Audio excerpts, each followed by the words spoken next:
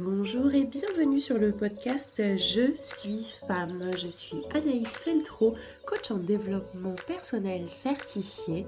J'aide les femmes à reprendre le pouvoir de leur vie, à se créer la vie qu'elles souhaitent et à s'aimer. J'ai décidé de mettre mes compétences de coach en développement personnel au service des femmes pour leur permettre de traverser tous les changements de leur vie et surtout de reprendre le pouvoir. Oui mesdames, nous sommes capables de grandes choses et il est temps de prendre conscience de notre potentiel, le développer et le révéler au monde. Sur ce podcast, tu verras, on va avancer ensemble vers un regain de confiance en soi. Je suis aussi fondatrice de la Je suis femme Academy qui me permet de coacher toutes les femmes qui ont envie de gagner confiance en elles. Ensemble, travaillons pour être heureuses dans notre tête et dans notre corps. Hello! Bienvenue sur le podcast Je suis femme. J'avais envie de faire ce premier épisode d'introduction pour te dire qui je suis et ce que j'ai envie de t'apporter grâce aux épisodes du podcast Je suis femme. Toi qui écoutes, si tu es un homme, tu es aussi bienvenu à écouter puisqu'on va parler de toute façon de développement personnel. Je suis femme est un concept créé par moi-même, Anaïs Feltro. Je suis coach en développement personnel certifié depuis mai 2020. J'ai donc profité du premier confinement pour finaliser ma certification et enfin pouvoir m'en servir pour aider les femmes à reprendre le pouvoir de leur vie, à se créer la vie qu'elles souhaitent et à s'aimer. Pourquoi est-ce que j'ai envie de m'adresser aux femmes ? J'ai voulu vraiment créer un concept qui soit dédié aux femmes, dans lequel elles ont aussi droit à du coaching par des expertes, donc encore une fois des femmes. Pour moi aujourd'hui, l'entraide féminine est d'une puissance incroyable. Parce que j'ai envie que les femmes soient plus fortes, se sentent bien, se sentent heureuses dans leur tête et dans leur corps, j'ai créé Je suis femme Academy. J'en parlerai dans un autre épisode de podcast. Aujourd'hui, j'ai vraiment envie de faire le point avec toi sur qui je suis, sur ma vision du développement personnel, ma vision de la confiance en soi et aussi ma vision de la femme. Pour moi, la femme subit énormément de changements, d'évolutions tout au long de sa vie. Il y a déjà la puberté, l'adolescence. On est obligé de se réhabituer à un nouveau corps. On a les seins qui poussent, on a les fesses qui prennent de la place, on a les cuisses qui se développent, on a des vergetures qui peuvent apparaître, de la cellulite qui peut aussi apparaître.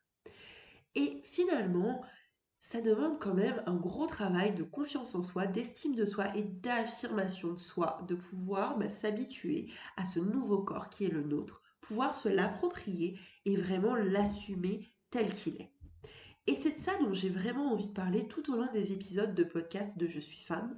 C'est à quel point la confiance en soi est ébranlée tout au long de notre existence. Sans compter les autres changements. Une fois qu'on devient femme, il y a les règles qui apparaissent. Il y a aussi la grossesse qui est possible et qui change du tout au tout le corps. Alors sur une courte, entre guillemets, durée de 9 mois, mais ensuite, le corps, il est changé à vie.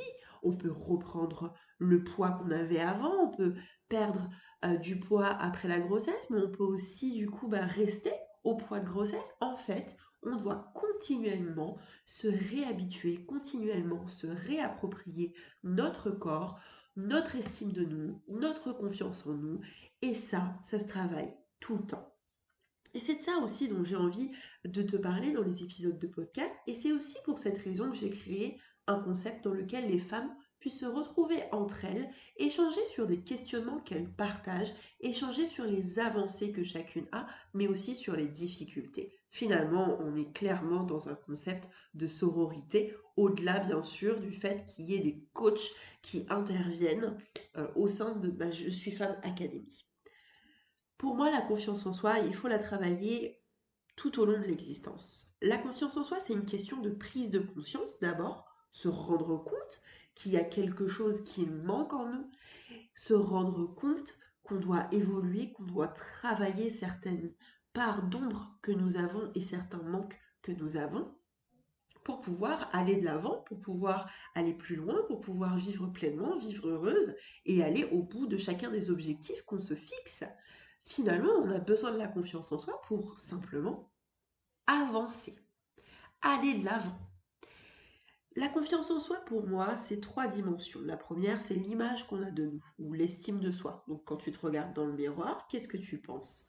Quand tu t'habilles, qu'est-ce que tu penses? Quand tu accomplis une action, qu'est-ce que tu penses de toi?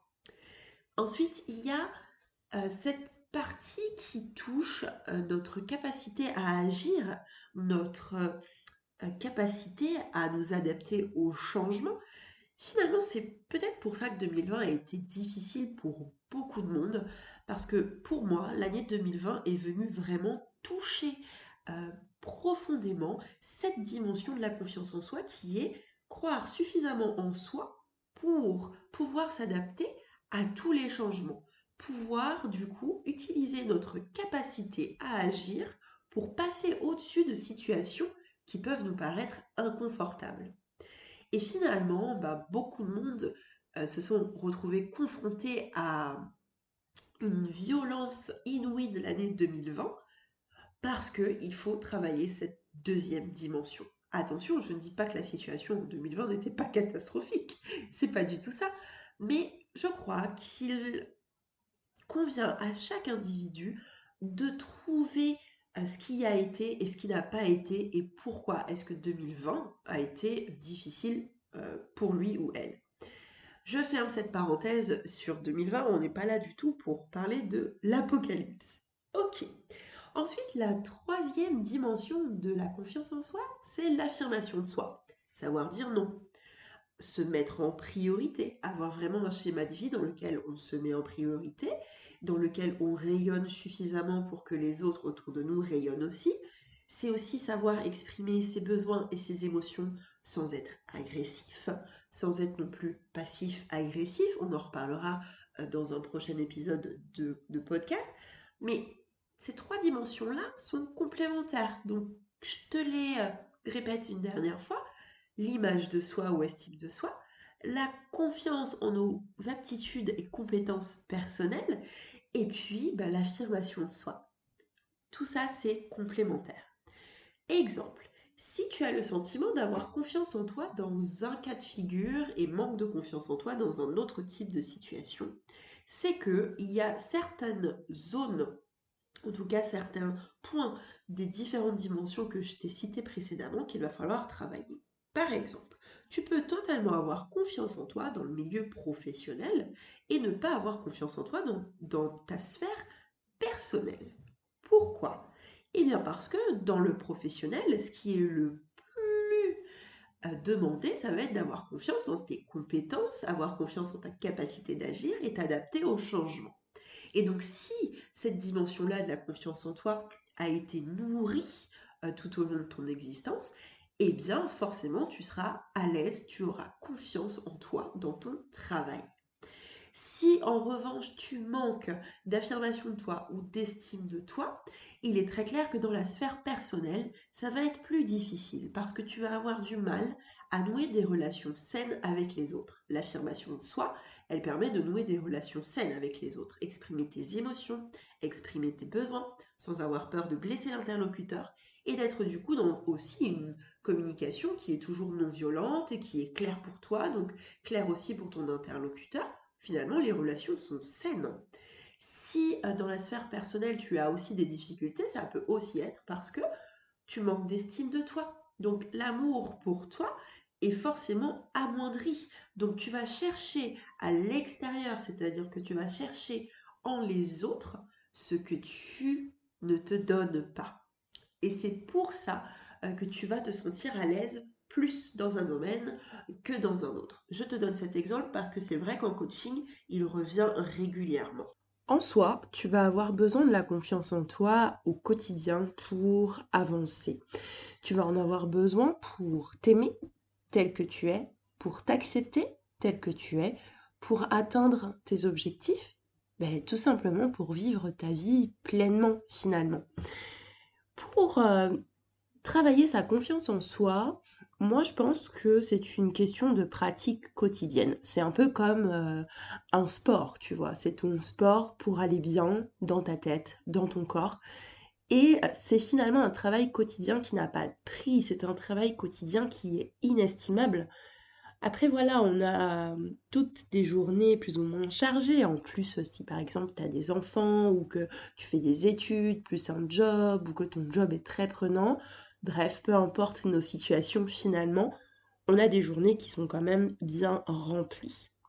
Mais tu peux quand même t'accorder 10 minutes, allez, 10 à 20 minutes par jour pour travailler sur ton développement perso.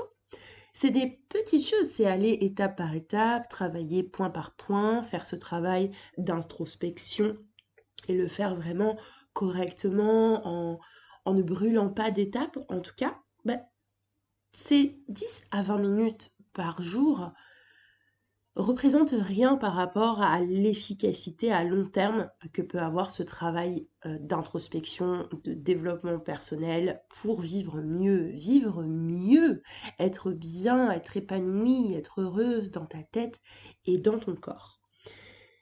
Je te fais ce podcast, c'est vrai, pour te donner ma vision de la confiance en soi et j'espère que tu la partageras.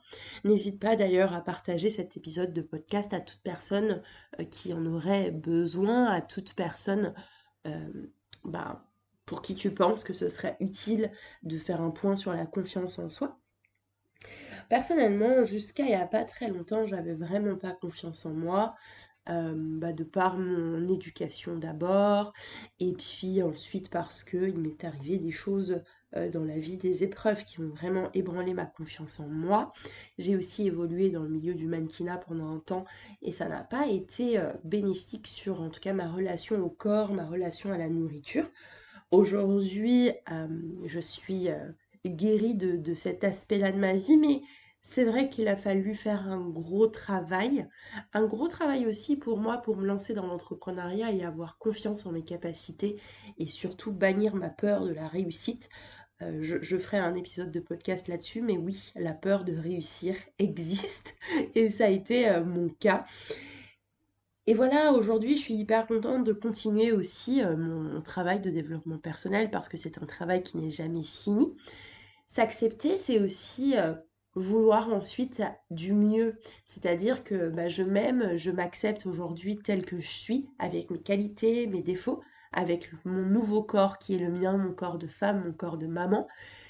Et c'est vrai que j'ai quand même des objectifs pour être mieux, pour devenir la Anaïs que j'ai envie d'avoir, enfin envie d'être, pardon, dans le futur.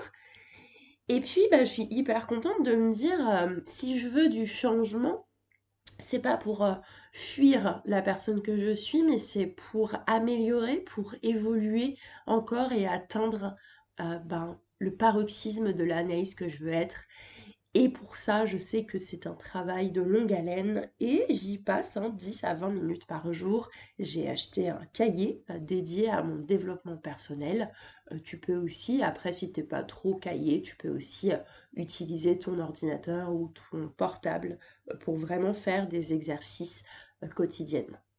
Voilà, c'était vraiment mon point sur la confiance en soi. Je laisse mon site internet de jesuisfemme.fr dans le lien de description du podcast. N'hésite pas, si le contenu t'a plu, à me noter, donc à laisser 5 étoiles et à me donner ton avis dans les commentaires. N'hésite surtout pas, je serais aussi ravie de voir si tu as des questions auxquelles je pourrais probablement répondre. Je suis aussi disponible sur Instagram et je laisse aussi le lien. N'hésite pas à m'envoyer des messages, par exemple, si tu as envie d'échanger sur des problématiques. Et si je peux t'aider, je serais vraiment ravie. J'ai hâte de te connaître un peu plus. J'ai aussi hâte que tu découvres tout ce que je peux t'apporter, car au fur et à mesure des podcasts, je donnerai des astuces, des tips pour développer ton développement personnel, booster ta confiance en toi. Encore une fois, je suis là pour aider les femmes à reprendre le pouvoir de leur vie, se créer la vie qu'elles souhaitent et s'aimer. À très vite. Hey hey, j'espère que l'épisode t'a plu. J'ai hâte de te retrouver la semaine prochaine pour la suite. En attendant, j'espère que tu vas pouvoir prendre conscience de ton potentiel et décider de prendre confiance en toi pour reprendre le pouvoir de ta vie, te créer la vie que tu souhaites car tu la mérites et vivre heureuse dans ta tête, dans ton corps et par-dessus tout, t'aimer, donne-toi une grosse dose d'auto-amour et pense aussi à t'abonner au podcast pour ne pas rater les prochains épisodes. Tu peux aussi nous mettre 5 étoiles si le contenu t'a plu et n'hésite pas à laisser un commentaire, à donner ton avis et à poser des questions, je suis prête à te répondre. Tu peux aussi me contacter sur les réseaux sociaux, tu trouveras le lien dans la description du podcast. À la semaine prochaine, c'était Anaïs Feltro. J'ai hâte de te retrouver et de t'aider à gagner confiance en toi. Bye!